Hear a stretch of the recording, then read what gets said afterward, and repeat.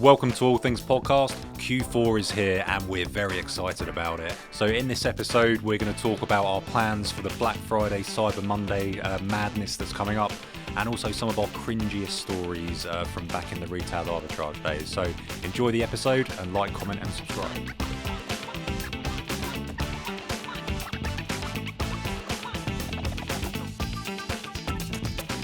So hello and welcome to episode 1 of All Things Podcast. So I'm Ben and this is Gage. Hi everyone. So this is exciting, isn't it? This is a bit more professional than what we're used to. But so Gage and I are full-time Amazon sellers. So between us, I think, it's about 5 years of full-time Amazon selling between us. So probably closer to 6 now. Yeah, so I quit the rat race to do Amazon full-time about 2 years ago. Gage, you never actually joined the rat race, did you? Yeah, I had a job at Savers for a week. So if that counts, then yeah, I was just part of the rat race. Yeah, well, I think that does count, to be fair. So yeah, you quit the rat race as well. Congrats. But yeah, so if you're not part of the Amazon world yet, you may still recognise Gage from his previous life before Amazon. So yeah, what were you up to before Amazon? So when I was about 15, I started selling sneakers online, and then eventually got into having my own proxy company. So some of you may remember Blank Proxies. That was me and a good friend, Omar. You might know him as shawarma, the Lebanese food. And we did that for around 3, maybe 4 years. Ended the company, sold it, and now I'm full-time on Amazon. That's incredible. 15 when you started that. Yes. So I had my job at Savers as a little temp job, and I knew I didn't want to work a summer job because my mum wanted me to have a summer job. Mm-hmm. So I said to her, if I earn X amount of money, I think I said £500 before summer started, then I don't have to get a summer job. So ended up entering loads of raffles for these Adidas shoes, and got lucky, won one, sold it, made £100, and I was kind of hooked from there, and ended up not getting a summer job. Which is nice. No, congrats. Well, I mean, when I was 15, I was choosing which Britney Spears poster to get or something like that. It was just this astonishing. You were literally building a proxy empire. So, how did you get into the whole coding thing? I mean, did you come out the womb coding, or It's always something I liked. So at school, I always enjoyed doing computing and stuff like that, and always felt like the stuff the teacher taught me was really boring. So I'd just do my own stuff. And even when it came to A level, I told my teacher I'm not doing what you're doing because she'd just give us PowerPoints and just tell us to read it. I was like, I'm not doing that. So she just accepted it, and I ended up getting a C. But I'm very good. Yeah, much better than if I had followed what she was doing. But yeah, you must have got into trouble at school a few times. I think you've said. I mean, one awful time, right, was me and my friend George. We'd found a way to manipulate the school ticket system. So if you need more printer credits or your computer wasn't working, you're a teacher, you'd open a ticket and the ICT support would come and help you. So we found a way we could edit existing tickets to change what someone had said. So there was this year 8 kid, and he was these young kids, sometimes they're sheds. They think they're way too big for their boots. So me being 13 or 14 decided, right, we're going to edit the ticket and just say fuck you. He asked for more printer credits, and I just changed it fuck you ICT support, and then he got banned from using the computer for a whole term. Don't feel bad for that. That kid was a dickhead, but so I've always been passionate about it. Yeah, no, I absolutely love that. And so what made you interested in sort of Amazon and getting into all that? So Blank Proxies was at the stage where we had the staff and we'd automated the order fulfillment process. Our staff were handling all the support tickets. So I didn't really have anything to do anymore. So instead of spunking my life away playing League of Legends, which, for a period of time, I was just playing League for 8 hours a day because I just had nothing else to do. Sounds like a decent life, to be fair. Yeah. If you want to kill yourself every night. So started going to the gym, and then my friend Alex, he said, I saw this thing on TikTok people are selling on Amazon. And I kind of thought, that's bullshit, but I literally have nothing else to do. Let's go and do it. And we went to Home Bargains one day, got a whole car full of stuff, and the rest is history. Love it. So was this sort of back at the start of sort of when lockdown started? Because it was sort of 2020, the early days of that when I got started. Yes. It was basically impossible to go into Home Bargains or B&M and not walk out richer. Yes, yeah. We would really take advantage and go to all the local Home Bargains and B&Ms. I mean, the first day we did it, we knew absolutely nothing. And we came with an app called SellerAmp, and that's all we knew. So went around, scanned everything, and we went from 9 till like 7 p.m. and we had 2 whole cars full of stuff. And then we got home to actually ship it, and like 60% of the stuff was restricted, and we had to return like 60 air fresheners back to Home Bargains. That was interesting. Horribly embarrassing. And then the manager's like, "Oh, why are you returning these?" And you're just like, "I'm an idiot, that's why." Yeah, I mean, the amount of bullshit stories I've made up from back in the RA days of like, I've got like 17 children and all shit like that. It's like, why have you got these 17 identical Legos? Like, I've just got a big family, mate. It's yeah, dude, you've got to be able to think on your feet and spin some stories to get into that. The best excuse is my mum told me to do it, especially if you're older, because then they think, "Oh, what a loser!" Like your mum's just telling you to do things, and then they just won't question it. I'm gonna have to try that. I've only learned that recently, though, but that is a good one. Yeah. So you went straight into selling on Amazon. You didn't do eBay or anything beforehand. No, I didn't want to do something where I was going to have to put in lots of effort shipping stuff. So eBay you have to do direct to customer, whereas Amazon you can just send everything to Amazon and let them handle all of the customer service, because that's something I never enjoyed. Was the customer. It was the worst part of owning the proxy company. It was like, "Oh, it's not working on this site," and it's like, oh, just kill me. Yeah, so I actually started on eBay. So back right at the start of lockdown, I was working a corporate job at Vodafone. We were all sent to work from home, sort of March, April 2020. And I was basically like, right, I want to find something productive to do with this free time that I've got, because I'm not in the office, so I can doss a bit of work, and obviously can't play football or see mates or whatever. I don't just want to watch Netflix and get fat like pretty much everyone else in the UK. So yeah, I stumbled across some guys on Twitter who were doing the buying and selling thing, ended up joining a group called Products for Profit, and yeah, it was basically all retail arbitrage, and it was eBay. Sort of the group didn't sort of get onto Amazon until later that year. So yeah, I got the bug. My first sale was a chiminea. Before joining that group, I didn't know what the fuck a chiminea was, but it's like a fire pit type I'm thing. still not sure. Yeah. But as soon as you get the dopamine hit from that first sale, it's the rest is history. So I would be sort of queuing up outside B&Q trying to get hot tubs.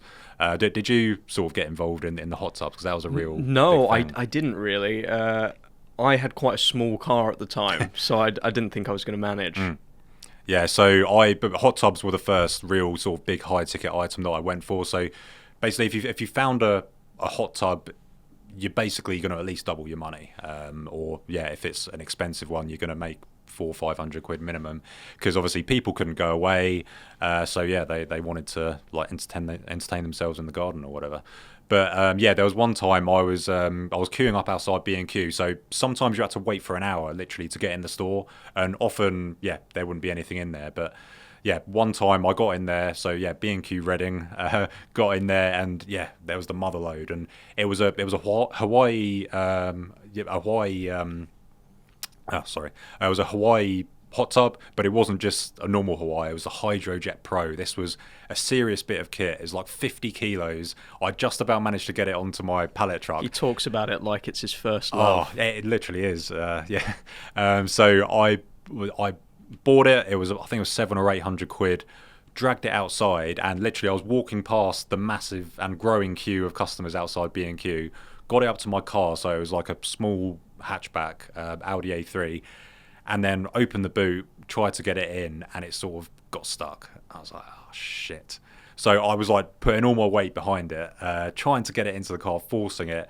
I was like, fuck, this thing's now half in, half out. People in the queue were literally laughing at me, pointing and laughing at me as I was doing this, because they probably knew what I was up to, because there were other people trying to get hot tubs as well.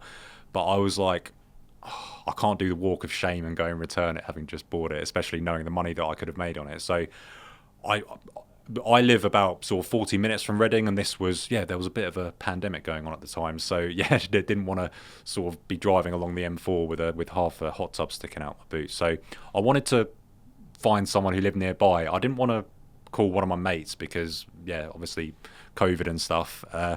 So I did what any respectable bloke would do, and contacted a girl from Tinder that I met just before lockdown, who lived around the corner.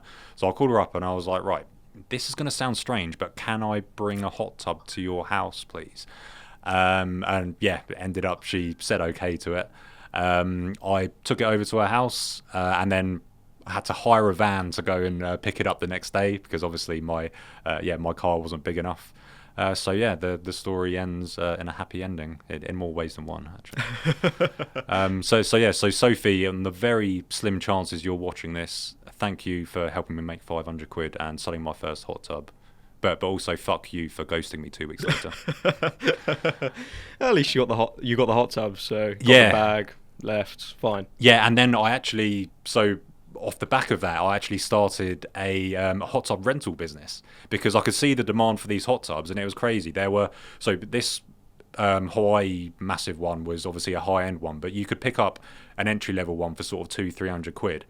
People literally pay £200 just to rent one for the weekend. So if you buy a small 4-person hot tub for like 300 quid, by the time you've rented it out twice, you're in sort of pure profit. Yeah, it's just minus your time. But so I had 5 of these on the go, and I was literally making £1,000 a weekend just setting these up. They take about half an hour to set up, but it's the taking down that's really nasty, and there's only so many pubes and bits of cum you can scoop out of a hot tub filter before you start questioning your life choices. So that only lasted a couple of months. But there's a side hustle idea if any of you are interested. Yeah, if you don't mind scooping out cum, then do the hot tub rental. Yeah, absolutely. So, this was all very much when I was still in my sort of eBay and Facebook Marketplace phase. And have you done much Facebook Marketplace as well? I absolutely hate it. So, I sometimes do a little bit of Facebook Marketplace when I absolutely have to and can't sell the stuff on eBay. Yeah.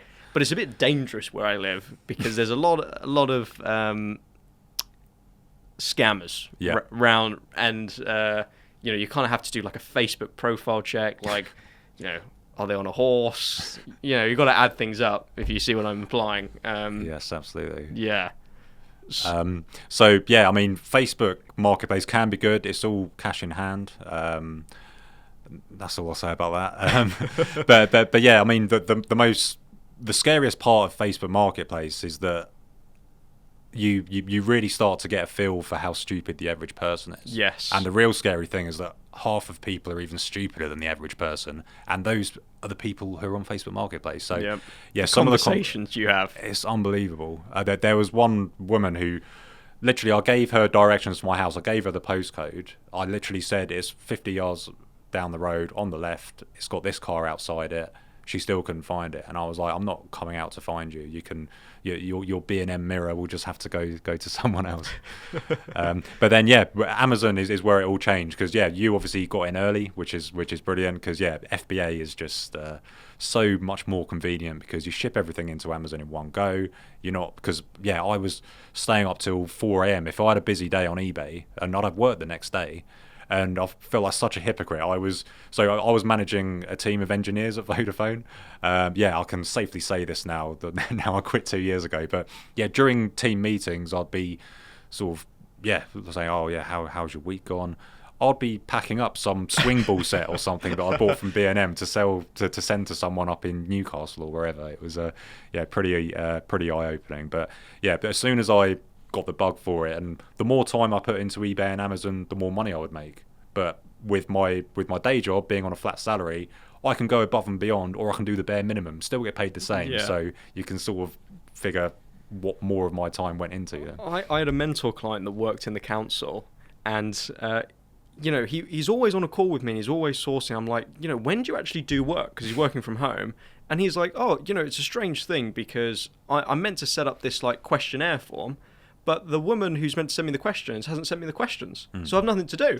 So it's just like, I've been waiting for it for 2 weeks, haven't done a single thing. And it's startling the inefficiencies in like big companies or the council or whatever, that someone can just get away with doing absolutely nothing for 2 weeks because they're just waiting on the questions from some other woman. It's unbelievable the stuff people get. I mean, didn't Twitter like fire 75% of their staff or something? Still operates the same, if not better. If anything, it's just there's so much like just people working for the sake of working and doing fuck all and getting paid for it. And actually, there's a few people. This is so class. So there's a bunch of people who just take on like 5 remote jobs at the same time. I think people who are in software development, they'll just take 5 jobs on and just do the bare minimum. And if they're making sort of so they're absolutely coining it in. Obviously, they end up getting fired because they can only spend an hour a day on each job. But for a lot of jobs, an hour a day is all you need. And for something like software engineering, it's very difficult for someone who doesn't know how to code to estimate how long a job is going to take. Because something that might sound really complicated might take you 20 minutes, but something that sounds really easy might take you 8 days. So, when I did freelance coding, and I did some freelance coding for you initially. I'd estimate how much time it would take. So I'd break it down, put like half an hour for this, an hour for that. And then every time, just double it. Double the time, because that's how long, it might take me. And then you just say, it's going to be 2 weeks, but it might only be 2 hours work. But you got to make it seem like it's complicated. You got to make it seem a bit more complicated than it is. That was so funny. When you started doing developing in ATA, you'd be like, this is quite a big job. It's going to be at least 12 hours work in 2 weeks' time. You'd come back to us. But now you're obviously on board as co-owner. It's like, can you do this? Oh yeah, I just did it in 5 minutes. Brilliant. And it's like, you bastard. But the game's the game, right? Yes, yeah. So throughout COVID, there were so many different sort of trends, and sort of hot tubs was one of the big one, and then we had printers. Printers was fun, wasn't it? And I think that's where we sort of met for the first time in another group. Yes, and I think it was Arbitrage Ops. Yes, that's it. So basically, most people in office jobs were working from home. This was sort of end of 2020, start of 2021, and that's when they started closing the schools as well. So obviously kids were being homeschooled. So pretty much most family homes needed a printer. And we pretty much had the entire printer like market by the ballsack. Yes. But they would come into stock on Amazon. We had monitors on them, and we would just grab all the stock and then sell them at like 2-3 times the price. These absolute piece of shit printers like Epson, what were 2100. Oh, the 2100. So what were they? They were like 40 quid to buy. Maybe even 35. Yeah, and selling them for up like between 120 and 150. Yeah, getting some sales 150. And still getting returns for them now, by the way. They are pieces of shit. They have like a 20% return rates because they are so awful. Yeah. And we had monitors set up for Amazon, Ryman, Wilco, every site that was stocking them. And I remember on Ryman, every day at 3 a.m, they would restock them. So I used to be setting my alarm for 3, waking up and then going back to sleep. But eventually I'd just build a bot, and then I'd wake up and I'd have like 80 printers from Ryman. Oh, that's nice. Yeah. I remember that during the day once when Ryman restocked, and we were just there because it was max 2 or 3 per order, and we were just like rinse, repeat until we literally bought them out ourselves. It was absolutely incredible. I had a funny time with Wilco with the printers. So the monitor pinged, and so I had a little group with maybe like 12 of us where all my monitors would go off and people would pay me a small amount of money every month to have access to the group, but it was very exclusive. But what I used to do is, and I think nobody knows this, I'd have a delay. So I have my own private message. Nice, and I have a slight delay for the others. So I get the ping for Wilco. I add 200 to my basket. There's no order limit for some reason, and the shipping's $3.39 for 200 printers. Not each. That's the total for the whole order. So I think brilliant checkout. Everyone gets some after, but as soon as I place an order, they add the max limit of 2. Oh, wow. Yeah, so everyone's stuck with the 2 limit, and then I get a call from Wilco being like, oh, hi, I see you placed a 200 order, and I think, oh, fuck, they're going to cancel it. And they go, I see you paid $3.39 shipping, you're going to have to pay more shipping than that. And they wanted like £200 to put it on a pallet. and I negotiated them down to 50, and they just brought the whole pallet to my mum's house. That's incredible. It was multiple pallets. It was a lot of printers. And then, straight on Amazon, and they sold like hotcakes, didn't they? Yes. It was unbelievable because everyone needed a printer, and the supply chain was fucked. Yeah, it was unbelievable. Yeah, and then I remember doing my first big Amazon to Amazon, where you're ordering from Amazon to sell back on Amazon, which sounds counterintuitive, but it's a really good business model. I bought 100. I think it was the XP 4100s. They were really good. Actual good printers. Ordered 100 of them to my house, and literally the entire downstairs of my house was just full of these printers. I think that there's a picture on my Twitter. If you go back far enough, I'll try and dig it out.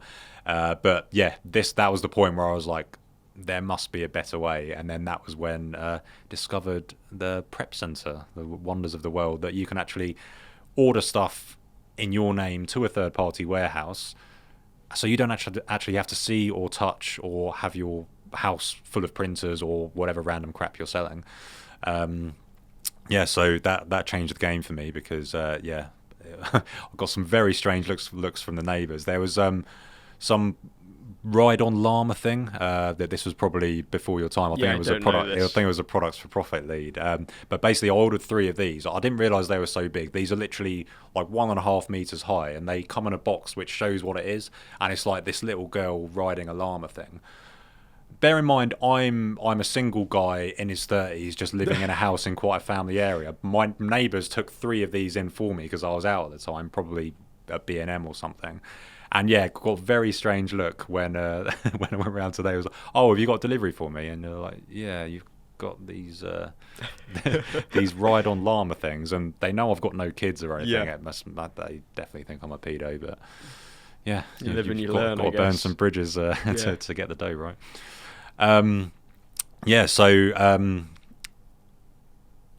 My mum was unbelievably annoyed at me when I was getting these printers in because the doorbell would just go non-stop. And that's when I knew I needed to switch to a prep centre because she was just pissed me all the time. I mean, I'm allergic to dogs, and she got a dog. So I was living at my mum's house. Yeah. Yeah, cheers, mum. Yeah, so it was just like hell for me every day at my mum's house. So I knew I needed to get the prep centre. Yeah, and that changed the game, and obviously we have our own now, which is quite exciting. But yeah, more on that later. So, but we didn't actually meet in Arbops, did we? We met before that by a mutual acquaintance. My brother, he was best friends with you at school, wasn't he? You guys are still friends now. Yeah. It's unbelievable. So, yeah, but we should get him on as a guest. That'd be pretty fun. Yes, he is unbelievably smart. Had like a scholarship to Oxford for maths. He's basically a genius. But I feel like he has no emotion. I feel like he's like a robot. I absolutely hate him. I think maybe it's just because I'm jealous because he's so clever. Yeah, but when Gage is the dumb one of the family, it's a pretty smart family, right? Yeah, he's so rich that his daughter's like a third birthday or fourth birthday, they did at this Mayfair private members club that's like $4,000 a person. Yeah, that's the type of money Seb has. Yeah, that's pretty unbelievable. So yeah, it was what, November 2020 when PS5s came out. So yes. So yeah, he because he knew I was doing the buying and selling thing, and he said, "Oh, my brother's coding a bot for John Lewis to automatically check out PS5s. Do you want me to put you in touch with him?" And I was like, well, yeah, obviously. And then, he introduced us, and the rest is history. The bot did not work, by the way. Didn't at all. I was very confident because I managed to get the mobile endpoint to add it to cart, so I thought it would kind of bypass all of the traffic on the main website, but it just didn't. So a bit of a flop, but it's how we met, and I remember you were doing well on eBay and you were now doing well on Amazon with the printers. And I told you should just quit your job. And you said, like, oh, but then what are we going to sell after the printers? I was like, there's going to be something. It doesn't matter. There'll be something to sell. Yeah, I remember that conversation quite vividly, actually. Because I was quite reluctant to leave my job because I'd spent years like working my way up the ladder sort of thing and had what most people would say is a decent salary. So, yeah, like if I was sort of in my early 20s and not earning much, then it's an easier decision. But yeah, I wanted to sort of make sure that I had everything in place and it was actually sustainable, because obviously, yeah, printers was a huge trend, but obviously, yeah, the supply chain was going to correct itself and the demand would die out, because I mean, once you've sold a printer to every house in the UK, what do you do now? But yeah, more that there's always a new trend. Now in sort of post-lockdown days, it's kind of, yeah, there's fewer big trends. I mean, we had air fryers around a year ago. Yeah, air fryers, kayaks and pools. Yeah, kayaks and that pools was a good one. Yeah, Kayaks and pools were much bigger than the air fryers. Air fryers were good, but only if you kind of predicted it a little bit. Yeah. And yeah, then there's not been many trends since. You just have to sell consistently. Yeah, and I think the big key now is it is more difficult. There's no doubt about that, because yeah, and a lot of people come into they like, right, I want to sell on Amazon. They want to make a quick buck. But it's not that easy anymore. I mean, back in 2020, if you're buying a hot tub for 400 quid and selling it for £1,000, you don't need a tool to tell you that's profitable, right? Yeah. But yeah, now the margins are slimmer, and you do need to learn how to interpret the sales data and everything like that. But most people on Amazon haven't got a clue what they're doing, and you see that a lot with the pricing that you see and the decisions that some sellers make, and there's still definitely a lot of money to be made. It's a shame, because I got all of my friends selling on Amazon during printers. You know, we were all raking it in. All my friends made thousands, and you know, as soon as the printer trend stopped, I noticed they stopped as well. They tried, but then, you know, a 30% ROI product doesn't look good when you've been selling printers for 500%. Yeah, absolutely. Whereas, like, where else can you earn 30% consistently? You know, yeah, nowhere. It's ridiculous. And bear in mind, this is 30% in a month. Yes. It's not 30% over a year. Bear in mind, people put their money in savings account and get 5% in a year. Yeah. We're talking 30% in a month, and it's like, oh, dude, I don't want to take only 30%. It's mad. No, so pretty much all of my friends quit. Like, only one or two do it now, but they were all raking it in during printers. Yeah, and I find it really awkward when my friends ask me to help them, because so many have asked, and because they think it's sort of a get-rich-quick scheme, which it isn't. So few people are willing to put the work in, but I have had a couple of friends who have put the work in and are doing well from it now, but. I hate it when people ask, like, people I know ask, because you know they're not going to do it. Absolutely, like 99% of the time, they just don't do it. Yeah. Like, I'll send them a video or I'll send them instructions, and then it's like, you didn't even do the first step. Like, you don't even have the account. Yeah. You put zero effort into it. Deeply frustrates me. Yeah, it's a bit of a minefield. But yeah, we're now at time of recording officially in Q4, which is exciting. So yeah, basically for anyone in e-commerce, Q4 and the Christmas period is absolutely huge, because basically everyone goes batshit crazy for Christmas. Yes. And so this is our third Q4 selling on Amazon. Yes. I feel like it could be our fourth. Yeah, so I started November 2020, so I didn't have a clue what I was doing. I pretty much missed that one. So yeah, 21, 22, 23. So it's my third proper one, I would say. I started in September of that year. Oh, okay, yeah. So yeah, I made so many mistakes in my first Q4. I just thought, Q4 toys. But a lot of people had that trend. But a lot of people had the same idea, and basically don't buy anything from Playmobil because it will all tank. There will be a huge sale for Playmobil in November. Please avoid it. It will tank. Everything will tank. But yeah, basically everything goes crazy in December because like it was a lot of stuff like perfumes, anything. I mean, if you stuff around the sort of 30 to 50 quid range seems to be the sweet spot, and it's absolutely insane. Things that normally sell 30 a month sell 30 a day in sort of mid-December. It's absolutely insane. So if you can prepare and purchase well throughout November, where you've got Black Friday, Cyber Monday. I mean, it's pretty much Black November now, isn't it? There's so many sales on. You can set yourself up for success. I had a great first Christmas, actually. I sold loads of chocolates, and where I was always going into B&M for these air fresheners, I was always getting them. They did really well. I got to know the manager.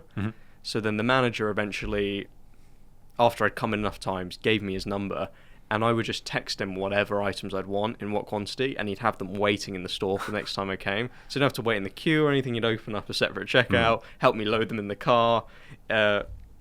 It was brilliant. And when it came to Christmas, I was selling Terry's chocolate oranges. I'm sure everyone's had a Terry's chocolate orange at one point. Probably bought one from you, no? Yeah. And I was buying them for £1 each, which isn't like a crazy low price. You get them pretty much anywhere for £1. And a 3-pack on Amazon was selling for £12. Mm-hmm. So I'm spending 3 and I'm getting 12 after fees and shipping. It's still really, really good. So I was just ordering 1,000. Like, I want 1,000. And he'd just given to me. I'd filled the whole car up with chocolate oranges. My car stank of chocolate oranges. Did chocolate oranges have a smell? Yeah. Smell of chocolate fucking orange. Oh, really? Oh. Yeah. Have you ever eaten a chocolate orange? They have a very distinct smell when you open them. I know the taste of them. I don't remember them having a smell, but I'd imagine if you got 1,000 it's of them, ingrained into my mind now. And then just go home prepping them. But just loads of chocolates my first Christmas. It was really, really good. So you're basically the only person in the world who has click and collect for B&M. Yes, yeah. Private service. So are you still in contact with him now? Or? I'm not, but every time So now I just go to B&M just for stuff for my house. If I want some cheap toilet cleaner or whatever, I rarely do any RA anymore. Sometimes, and anytime I see him, I go, all right, Gage, blah blah blah. And even once I had the biggest order, the biggest checkout they'd ever had there was like £1,600, and he asked for my ID. I thought, oh, that's just normal. Maybe it's just because they want to do a fraud check or whatever, because it's above 1,000. I don't know. Give him my ID, and he goes, oh, you're 18 or 19. And then it says, oh, what alcohol would you like to drink? I'm like, oh, I quite like Bacardi. And he just hands me a bottle of Bacardi, and it's like, just take it. Wow, that's unbelievable. Yeah, I love that guy. And yeah, so I mean, I started with RA, but I'm old and lazy, and I don't have the enthusiasm that you young kids do. So even if you tell me there's an item at B&M now that you're going to make 20 quid profit on, I just can't be asked to leave my house. I'm too lazy. Yeah. Online arbitrage has made me incredibly lazy. Yeah. And I'll admit that. But retail arbitrage is a great way to get started, simply because there's a lot of people like me who can't be asked to leave their house. So yeah, if you get the SellerAmp SaaS phone app, it's got a scanner in it. You can even scan stuff around your house, and it'll bring up the Amazon listing for it. But yeah, the really good way to start is just to go around B&M or Home Bargains, scan everything in the store, input the price, see what's profitable, and go from there. And I'm sure we'll put a link for that in the description below. We can do that now. Yeah. I remember when I first started, I would be so enthusiastic about going to B&M. Like, I'd go to make 20 quid. Like, the first thing when I wake up in the morning, I'd go to B&M, like, check for air fresheners, just like every day, and just enjoy doing it. It was better than playing League. Yeah, and stuff like air fresheners are great because they're like a consumable item. So people buy one, they use it up, and then they need more. It's not like printers. Well, I guess when printers break, so the Epson 2100 is basically a consumable item. But yeah, there's money in the unsexy things, because obviously we've had the big trends. We've had the hot tubs, the printers, the air fryers, kayaks. But actually, the more consistent money is just buying everyday shit that people need again and again and again. Yeah. I do have a story regarding the air fresheners. So, again, this is like right when I first start, and I'm still in the sneaker mind space of I need to buy anything that's good. I need to buy loads and loads of it, because I've learned from the sneaker space, if something's doing well, you have to burn the loop as quick. Like, you have to burn it as quick as possible. You have to get as much shit, because it's gonna die. So in my head, I'm thinking I need thousands of these air fresheners. So I can't get thousands from B&M and Home Bargains because I didn't yet have the connection. So I'm looking online, and Sainsbury's are doing it like an offer for the same price B&M and Home Bargains are doing, and they're doing it online. Mm-hmm. So I order 700 for click and collect, because that was the max that they'd let me. And I go 2 days later, I turn up, and the guy doesn't have my order like on his sheet. I go, oh, I show him the emails like this time. He's like, oh, sorry, I don't know my sheet. You should like go upstairs and check. So I go in, I speak to the manager, and he's like, yeah, you can't order that many. We cancelled your order. Okay, brilliant. So then I'm with my friend Alex, and we just walk to the like home aisle and find air fresheners on the shelf. There's like maybe 30 of them. So we just grab the shelf, take it to the checkout, and the manager runs over right as we're about to pay, and he goes, "Don't let them check out. Don't let them check out. They're not allowed to buy any air fresheners." And we're like, "What? Like it's just 30 air fresheners?" And the manager's like having a go at us. Alex is arguing back with him. And then the security guards come over, like him and Alex are squaring up, and I'm just like thinking, fuck, we could just like all this over 30 air fresheners is probably going to make us like 60 quid. Like what is the point? But Alex loves to argue with people, so like now all the staff coming over, it's just a big shouting match. And this probably goes on for 10-15 minutes of them shouting at each other, the security guard and Alex threatening each other, and then the manager turns to me and he goes, "Oh, the payment actually went through. Those are yours. Like, we can't stop you taking them." That must have been a pretty sweet feeling. Yeah, and we just get the receipt, we get the air fresheners, and we just leave. And where I live is the biggest Sainsbury's in the country. Did you get banned or something? Or? Yes, yeah. The manager did ban us because Alex was just threatening everyone. So we did get banned, and then actually Alex contacted the manager above the manager that we saw. Oh, wow. On like LinkedIn or something, and explained the situation about how we were trying to spend like thousands of pounds and we weren't allowed to, and we got unbanned. Oh, nice. So I can visit my local Sainsbury's again, and that's where I do my shopping. Yeah, yeah. And I still see the security guard every time, and he like always looks at me. I don't know if it's in my head, but I feel like he remembers. That is pretty funny. So yeah, you do have to sort of negotiate your way through difficult positions when you're doing RA, especially because during sort of lockdown and stuff, technically it's meant to be essential journeys only. So just really needed 30 air fresheners or 700 ideally. But I remember, so I got one up on the local Argos manager because do you remember the LS14 sewing machine? Yes, yeah. They were a nice little earner. I did end up overbuying considerably at one point, which those who know me will remember. But basically these were, so you could Amazon to Amazon them, so they go on sale for about 80 quid, I think.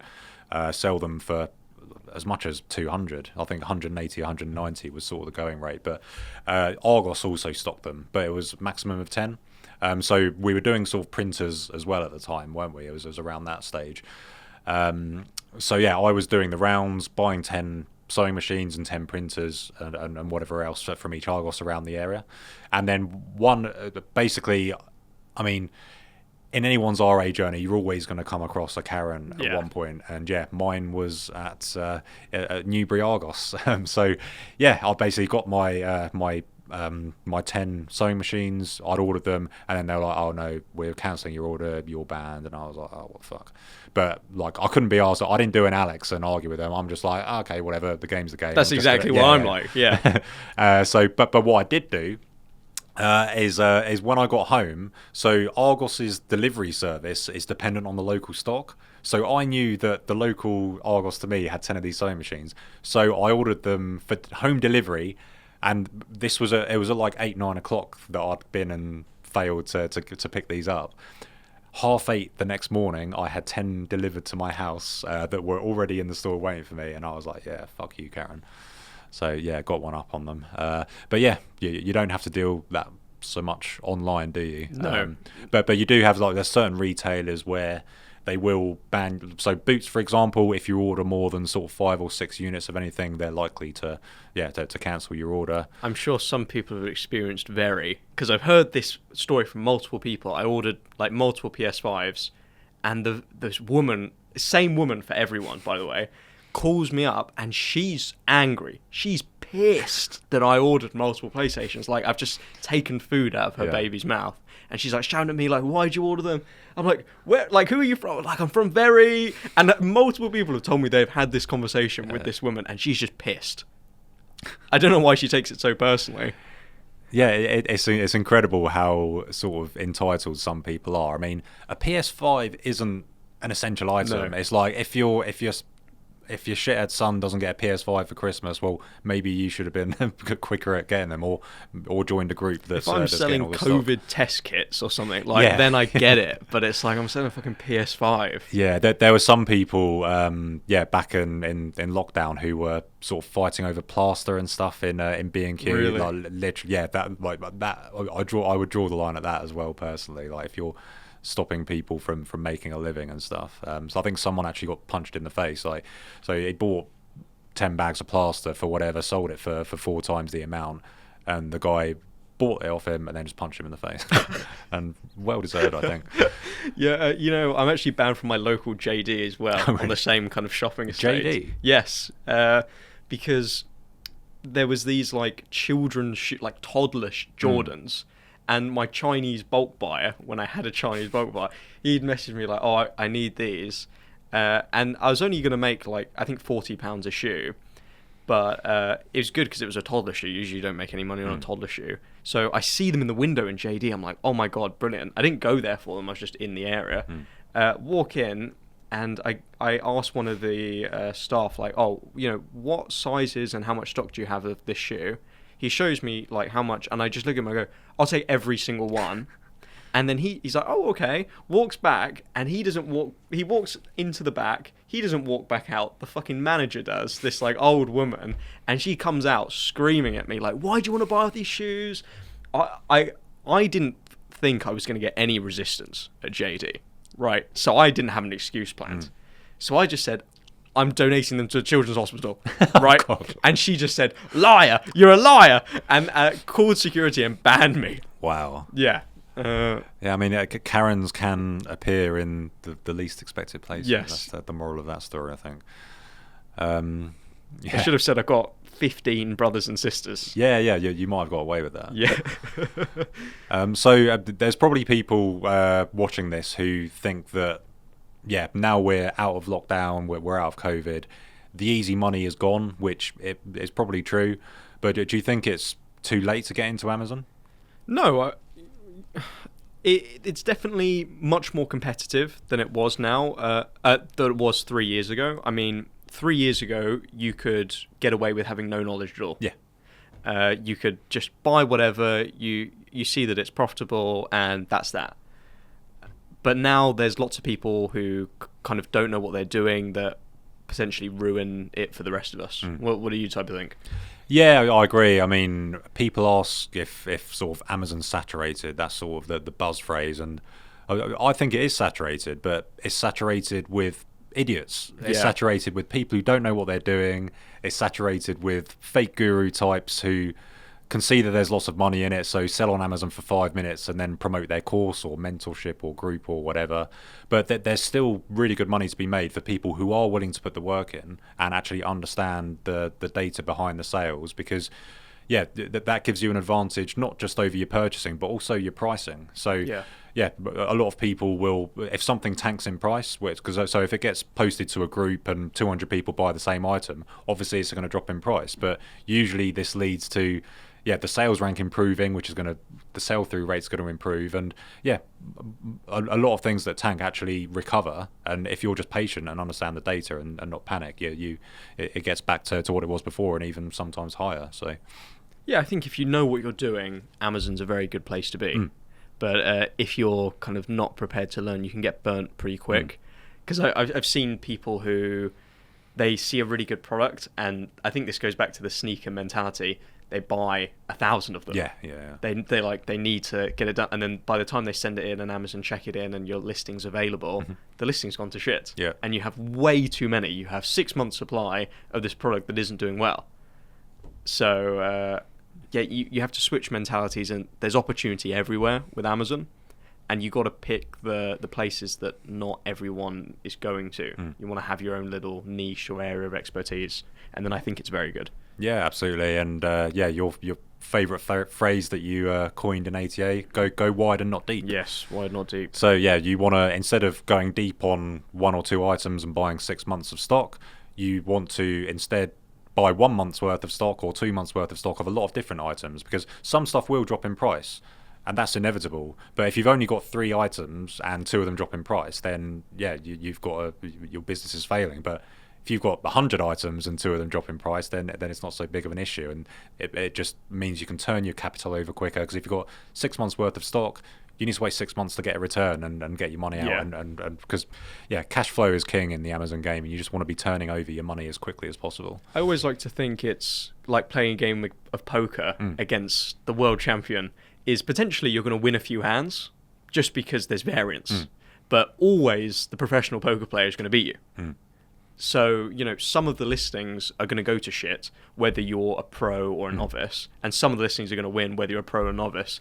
But if you understand the data, you're going to find that more of your listings win, and of course some of your listings are going to lose, but the wins outweigh the losses. Yeah, absolutely. That's a really good way of looking at it. So I would say the majority of people who started selling when we did, when it was easy, it was a piece of piss. As I said earlier, you didn't need a tool to tell you that, if you're selling something for triple the price, you're going to make money on it. Yeah. And a lot of the people did make good money then, but when it got harder, they dropped out. And some people join now seeing the results that people got then and think it's a get-rich-quick scheme, but they drop out as well. But the people who are still doing it now, who started when we do, who, made the easy money, used that to build up their capital very quickly, now we're in a great position, because with capital, what it allows you to do is outsource a lot of the time-consuming tasks. So you can hire a virtual assistant to find profitable products for you and do admin and things like that. Use a prep center to receive your stock and send it into Amazon on your behalf. So I rarely spend more than an hour a day on my Amazon business. I'm just reviewing the deals that my VA finds, doing a bit of admin, reviewing pricing, and that's it pretty much. Yeah, very likewise for me as well.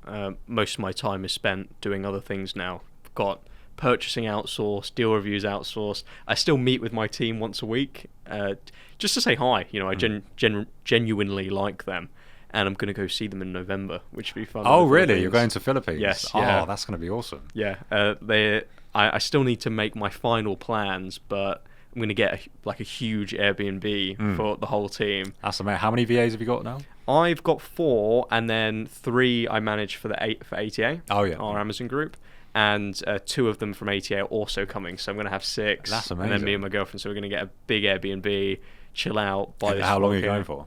I'm in Hong Kong for 7 days. I'm going then from Hong Kong to Philippines for 6 days, and then flying back to the UK. Oh, that's going to be awesome. We'll have to do an episode where you're live streaming from the Philippines with the that gang. would be awesome, wouldn't it? Yeah, let's do that.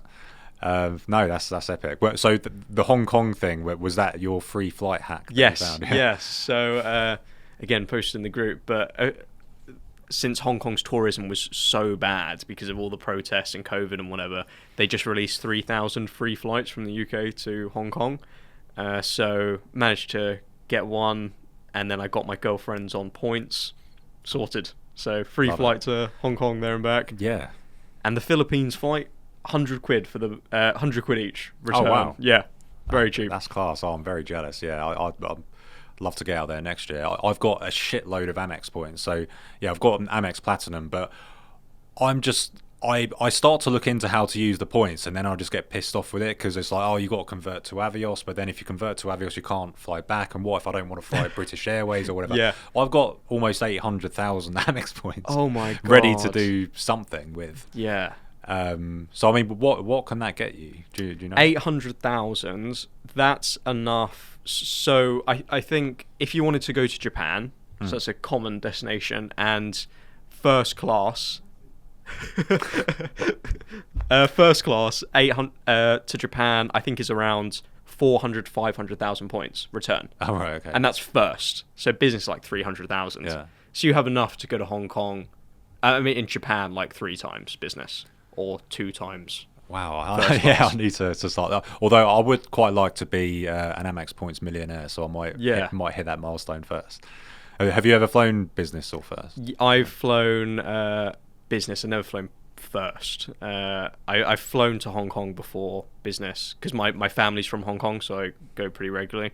And if you ever fly Europe, not worth getting business. I've paid with points for business to Amsterdam. Absolutely shite. would not do that again. Yeah. No, fair. Yeah, I need to look into that. I've flown business once. I went to India when I was working at Vodafone. literally people were taking selfies with me because I was so much taller than everyone else. It was like I was walking around and yeah, people were just staring at me in the street. You know, the average height of a person in the Philippines, a man, I think is 5'4". Wow. So people would take pictures with you there as well. Yeah, no, sounds good. I got a hotel in Manila, the capital of the Philippines, for £30. £30. A king bed. It's got a pool and a gym upstairs. £30. That's unbelievable. What could you get for £30 here? Yeah, and that goes to show, obviously, yeah, we're not paying these VAs much in terms of UK wise, but yeah, the cost of living out there is so low. It's actually, yeah, it's above the standard wage, and obviously if you bring a bonus scheme in, they can actually live pretty well from it. And yes. So didn't Roy buy a motorbike or a car or something? I don't know what Roy does with his money. I mean, the guy, so Roy, he's my first ever VA, and now he runs my whole team and has his own VA hiring agency. So he has a whole nother business now. And to be honest, he doesn't have to work for me because he earns like a much more on his agency. But he just works for me because we're homies. Like, we're really good friends, and I literally can't wait to visit him. We poke fun at each other and whatnot, and I always just expect when we're on a call just for him to just pop up with a Gucci hat on or something, because the guy's balling. Yeah. And you got him by accident, right? Yeah, completely by accident. I went through a different hiring process, and he got sacked from his previous employer. And the agency messaged me like, "Oh, do you mind it because he's just recently been sacked? Do you still want him, or do you want us to find someone else?" I was like, "Yeah, let's try him out." And the rest is history. Yeah, it might have gone on a very different path had you said no to that. It's funny that the little decisions that you make can have a massive impact. Absolutely love that guy. He is a bundle of joy. And we've had him on ATA, haven't we, to do a sourcing video. Yes. We need to get him on again. We could have him on one of these screens, actually. That'd be class. Cool. Yeah. Well, we'll do it live from the Philippines in November. But yeah, let's bring him on for an episode. That'd be good. Yes. Oh, okay. Fun little Filipino fact I recently learned, and I bet no one knows this, is that I think there's been 12 or maybe 20 murders because of the Frank Sinatra song My Way.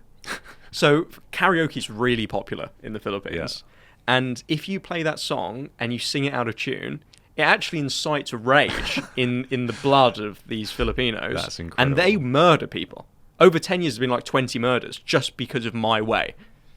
That is incredible. Yes, if you ever go to the Philippines, do not put that on the karaoke. So what's your karaoke song going to be when you go out there? Oh, fuck. I mean, all of my VAs are talented singers, so I do this really funny thing. How do you know all your VAs? What do you do in your team meetings? Yes, yeah. So if you're a new team member, during Christmas, you have to be a part of the talent show. So you have to do a song or like show off a talent or something. All of them sing, right? Crazy voice. They can play the fucking guitar. They're singing Bruno Mars. I mean, like, they're good enough to be pro singers. And it's just because in the Philippines, there's such a culture around karaoke that every party, they'll rent like a karaoke machine. They just sing all the time. So are you going to have one for your... oh, definitely. Definitely. I'm going to need some drinks first. I'm going to be absolutely awful. But yeah, just no matter how drunk I get, remember, no Frank Sinatra. Yeah, you may never come back. Yeah. Isn't that insane? That's ridiculous. Yeah, I'm definitely going to fact check that because that sounds too insane to be true. But... Please do. If you're listening, please do. No, good stuff. So yeah, if someone's listening to this and wanting to get into Amazon, so like, right, I've heard enough, I want to start now, what would your advice be to them? I would say, got to open up your Amazon seller account, get a professional account. It's £30 a month.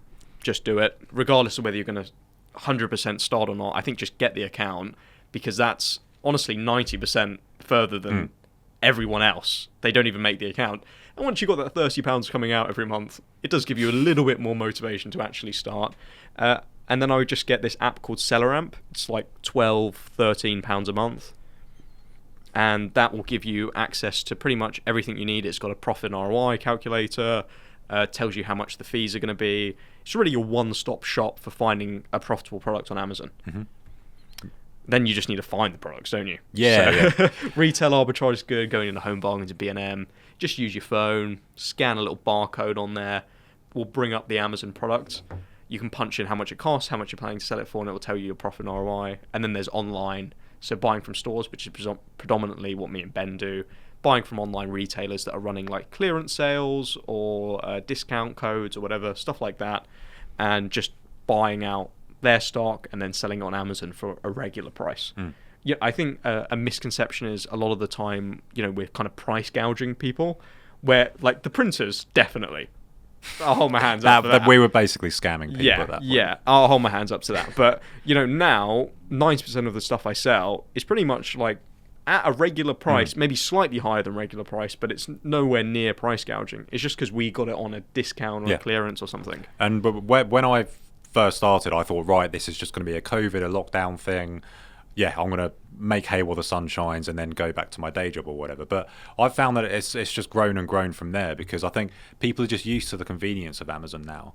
And yeah, people do pay over the odds, but they're either too stupid to realise or too lazy to care. I mean, I'm guilty of it as well. If I want something, the first place I'll look is Amazon, because I can get it same or next day. And yeah, I know I'm paying over the odds. And yeah, but by the way, when you get Keeper, so Keeper is the sort of sales data graph. So Seller Amp SaaS shows you the profitability, as Gage mentioned. Keeper shows you all the sales history and data, so you can see that on a nice graph, or you can see the data points as well. Has historical data on every single product on Amazon. It's pretty crazy. But it will ruin your personal purchasing on Amazon, because if you want to buy a toaster, you'll be like, oh fuck, it was £10 cheaper yesterday, bollocks.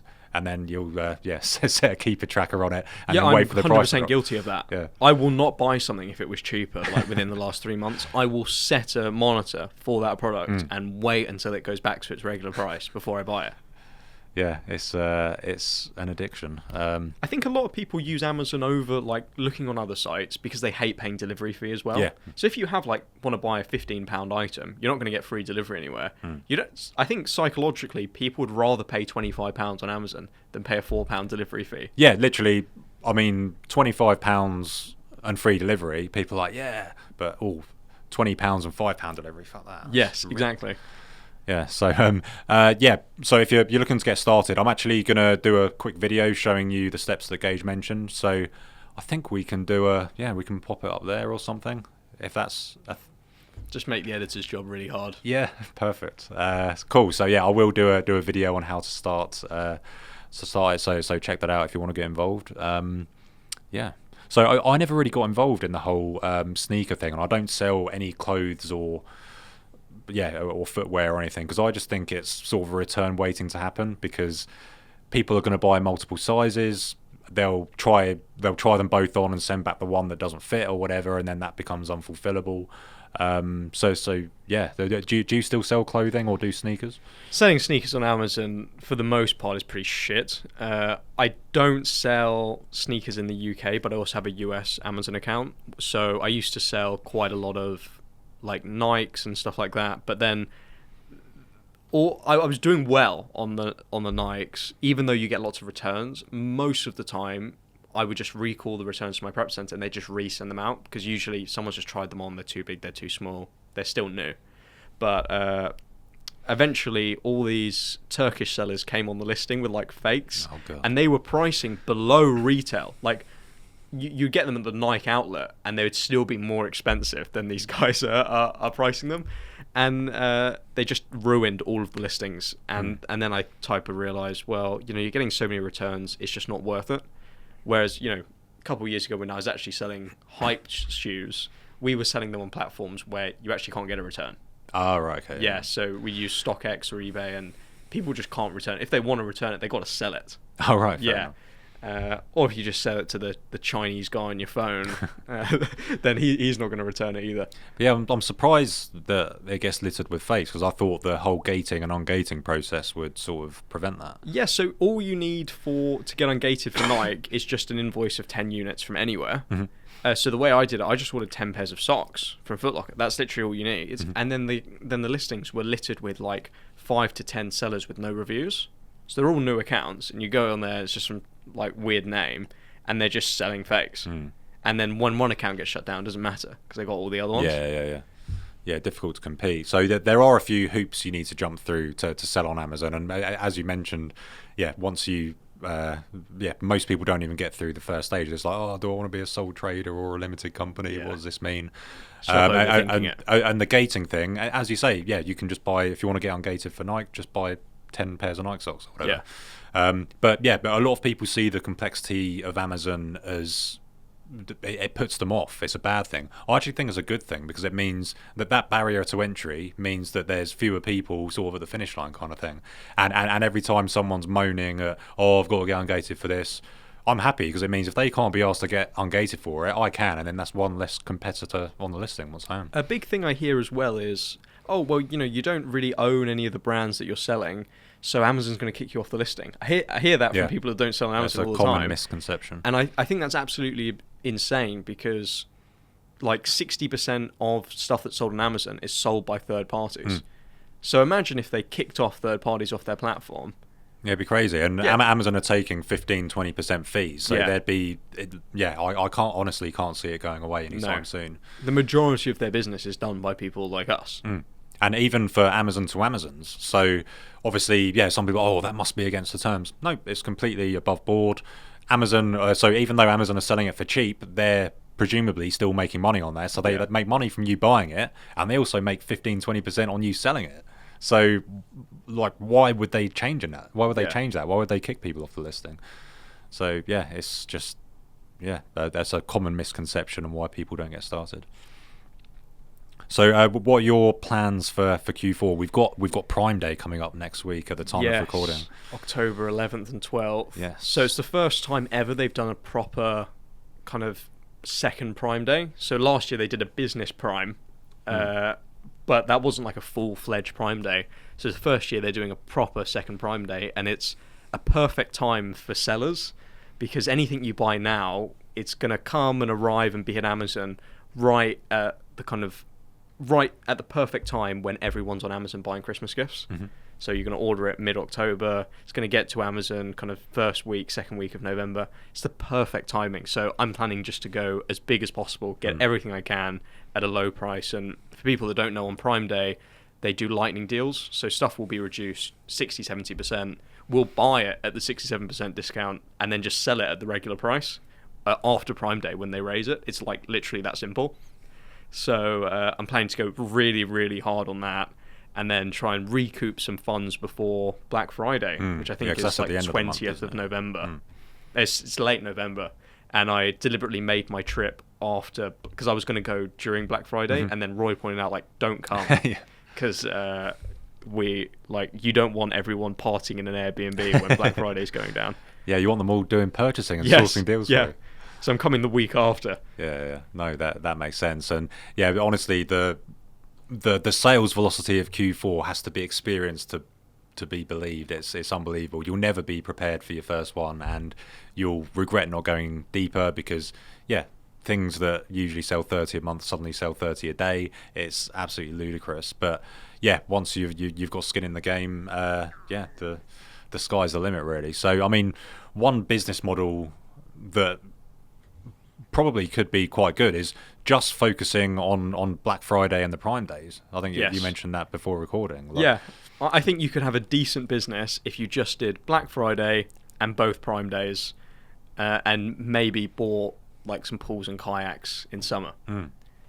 4 days of the year you're buying, and I think you'd have a pretty good business. Yeah, absolutely. And so it's not too late to get involved for this Q4. So start of November, if you start to learn it, get everything prepared, ready for Black Friday, Cyber Monday, and make the easy money in December. And then, but I've got a few mentorship clients who started with me, sort of ready to get set up in time for Q4, and they're going to be so spoiled by their first proper month being December. And then there's the come down from December to January is always pretty high. It's like, oh, this is what it's normally like. So January to November is kind of it can feel like a bit of a slog, and you do need to put the work in. But December is just completely different animal. And if you do well buying in November and now this Prime Day, you'll be fine in January as well. So I'm very much looking forward to next week. Thanks for tuning in. We've got lots planned for the coming weeks, so we've got some special guests coming in, and like, comment and subscribe. I've always wanted to say that. Thank you very much, guys. Cheers.